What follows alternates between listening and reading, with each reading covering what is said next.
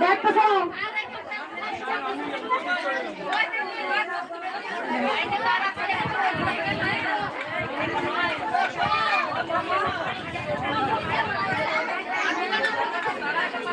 আমার কথাটা শোনো, চুপ করো। ধূপ মোমবাতি যারা মায়ের কাছে নিয়ে এসছেন, মা দেখতে পাচ্ছে।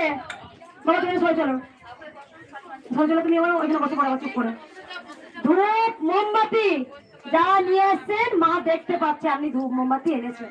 মা অন্তর্জামী, আপনি মায়ের জন্য মালা এনেছেন কি শাড়ি এনেছেন, মাকে বলতে হয় না, মা সব জানে।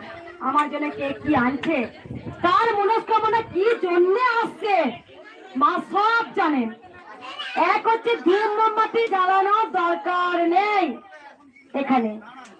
আপনি যে ধূপ মোমবাতিটা এখানে নিয়ে এসছেন, বাড়িতে ঘরে বসে মায়ের নাম জপ করে জ্বালিয়ে দেবেন। এতে বাড়িতে অনেক কাজ হয়। বুঝতে পারছেন কি বললাম? ভালো করে কথাগুলো শুনবেন, যেটা বলি সেই ভুলটা আপনারা আবার করেন।